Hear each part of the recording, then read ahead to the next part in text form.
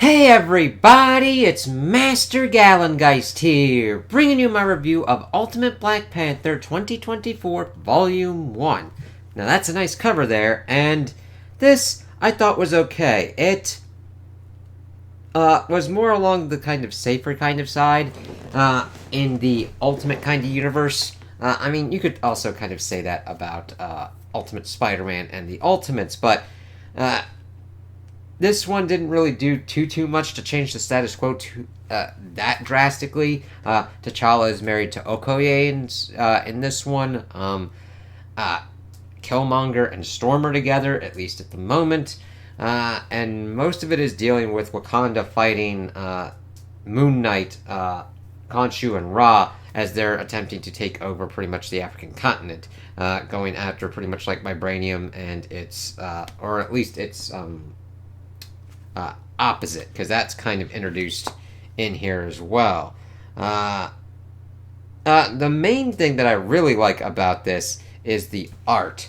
It really just kind of goes pretty well and is the kind of high point here. It doesn't really change too much as we see Khonshu and Ra kind of like going through and just taking people out, taking people prisoner, as Wakandan spies watch on, and then, of course, give T'Challa the kind of lowdown. His father's alive at the moment, but that doesn't last very long in here, as he's pretty much telling them to go to the...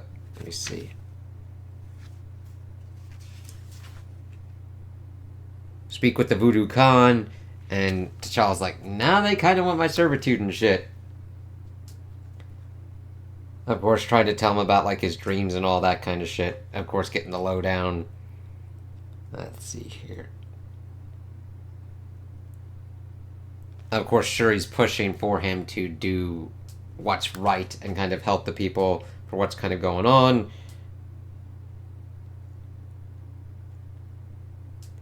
Okoye, of course, advising for caution.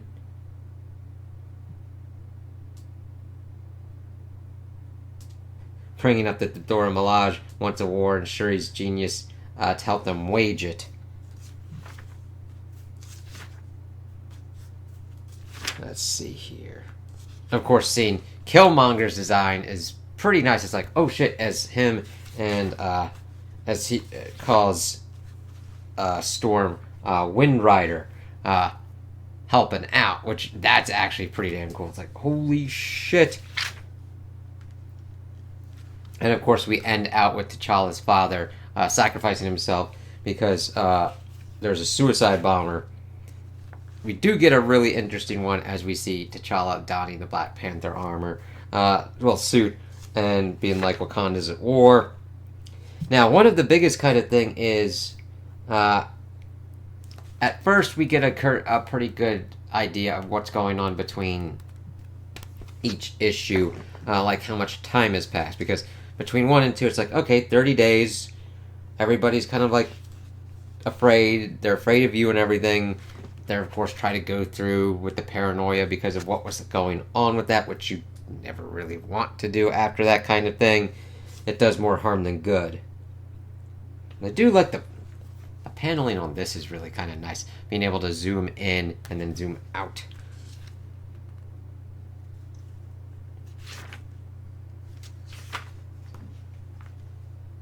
And of course, Okoye is pretty much calling them out on being afraid. What all men fear, that what they are will never be good enough. Your burden is great. You must honor your father. You must protect your people and your nation. You must be their king and their night warrior. T'Challa, you are what Wakanda needs. And of course, going to the Voodoo Khan and being told that he will pretty much, a woman of light will come to you. She's around you now. Fate intertwined. Between you, there's a bond made during war, and she will give you an heir, and the heir that Wakanda has awaited for generations. And of course, T'Challa at first thinks that is Okoye. And the Voodoo Khan's like, oh, that's not exactly what I said. And then, of course, we see Moon Knight's forces testing pretty much Wakandan perimeters and everything before having T'Challa pop up and help out. And, of course, we see Khonshu and Ra pretty much trying to figure out what to do. seeing that there is a traitor that we haven't gotten to yet.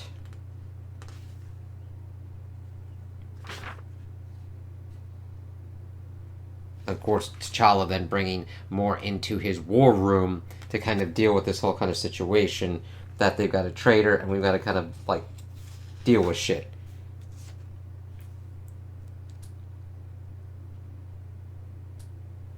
And he keeps his spies in here to like protect his people while he kind of goes out and does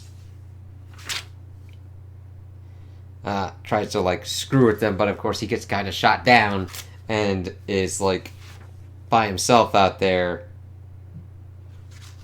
before he gets introduced to Storm. It's like, oh shit, that's actually a pretty good cover there.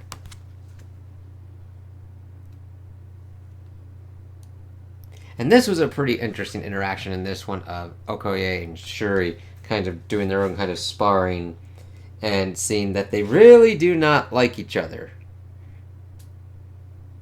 It's not like a complete and utter kind of hatred or whatnot, but that kind of tension that comes between like the dynamic of a brother and a sister and their significant other.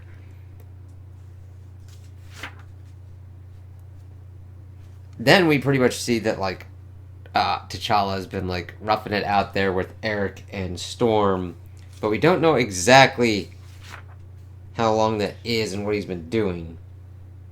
Of course, T'Challa trying to argue his case to Killmonger that the Black Panther is there to protect the innocent, but he's like, so it is said, let's turn our minds from the innocent to the guilty. Tonight, Aurora and I want to show you what our enemies truly seek, and it is not in Wakanda. Of course, doing some secrecy, going into a really cool... That art is just fucking beautiful there. It's like, oh shit. So I do like that this does connect with the Maker being kind of like out of the picture. Khonshu and Ra pretty much trying to make their own kind of way through this and increase their control of places.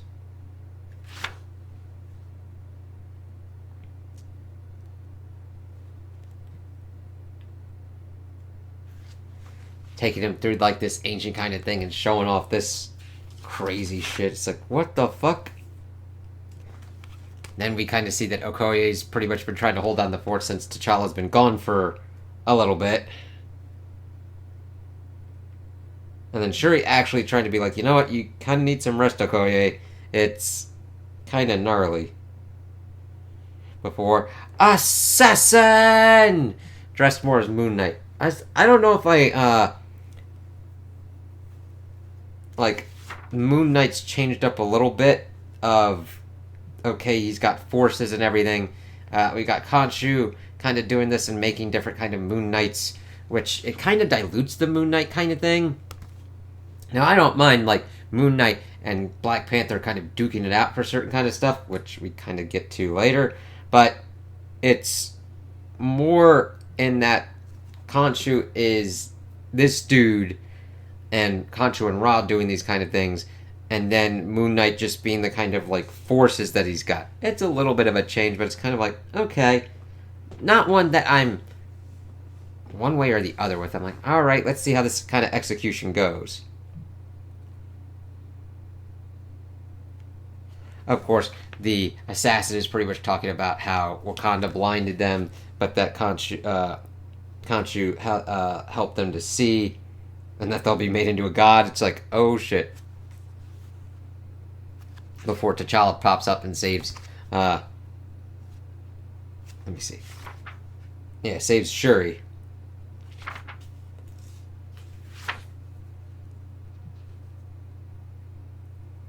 Bringing up that it was Dora Milaje. And then she pretty much gets blasted and killed. It's like, oh shit.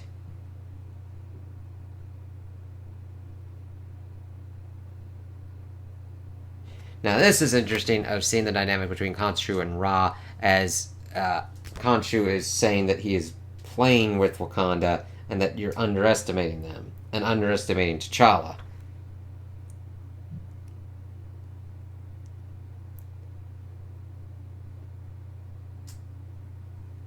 Let's see here. And then Okoye starts like calling his ass out. I'm like, you should have told me, asshole.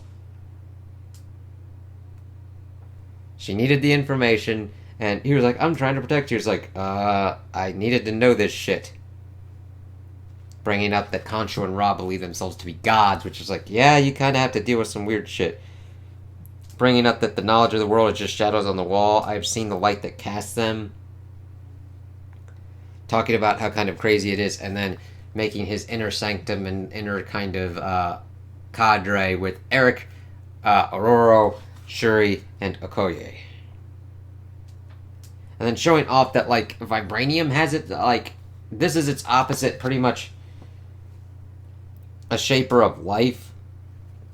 So they pretty much give it some energy and it goes fuckballs wild. It's like, holy shit.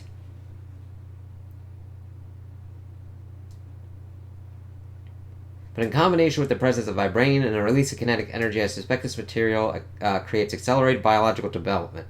I suspect it also affects non-biological material. Its properties are alchemical.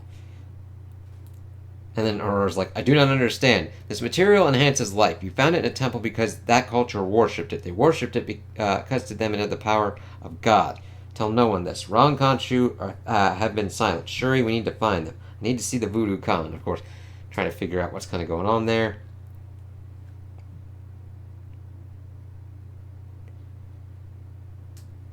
Of course, trying to get as much answers out of them and not really getting... It's kind of being the puzzling kind of shit. Of course, bringing up that there were 2 bits in this universe, like the vibranium for Wakanda, and then, of course, the opposite that spreads life like a plague.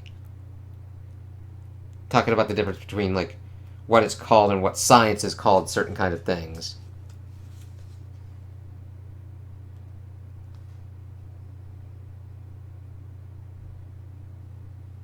Bringing up that it's... T'Challa's trying to, like, get his head around this. Okay, so it's like vibranium. It is the opposite of vibranium, but no less powerful. Vibranium makes our weapons, our shields, our machines. It is the god of material. Think of its opposite as the god of flesh. It can accelerate life. From it, whole kingdoms can be born. I.e. sounds like something that can be used, okay, instead of like a terraformer, a life former. Kind of like, definitely super soldier enhancement, superpowers, building all different kinds of things. It's like, okay, interesting there. We'll have to see how that kind of shakes out. Bringing up that Khonshu and Ra are essentially trying to make the opposite of Wakanda.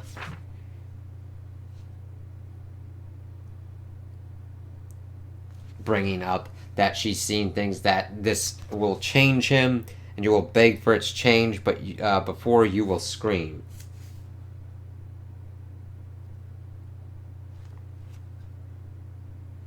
Then we get to see, like, Khonshu kind of, like, armored up, which is definitely pretty awesome there. It's like, holy shit. Before pretty much giving this dude, like, power and sending him off to pretty much take out Shuri and the rest. This is a little bit strange looking, mainly because of, like, how his face looks and everything. I understand that he got, like, fucked up by Khonshu, but it's like, oh, okay. That's crazy looking there. He's like, Frah! Let's see.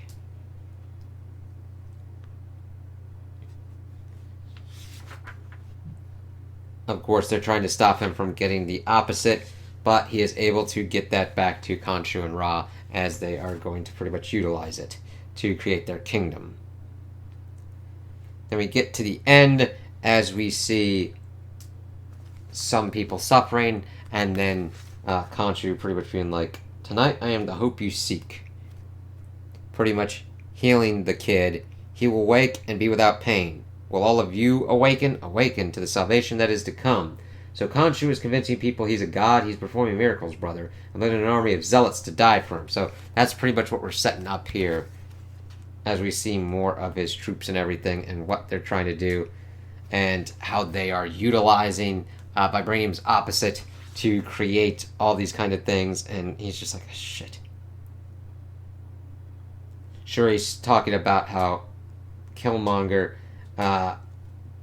she doesn't agree with Killmonger. T'Challa being like, in isolation we've allowed this. We remain in Wakanda. He walks among them. Why respect a king behind a wall when a god walks among you? You sound like Eric Killmonger. Eric's perspective makes more sense with every sunset. I don't trust him, brother, and I don't trust her. As we pretty much see them kind of like banging it out. It's like, interesting there. It's like, alright, they're getting it on. Having a good time. Before we see the, like, new Temple of Ra that's all kind of, like, gnarly looking. It's like, oh, okay.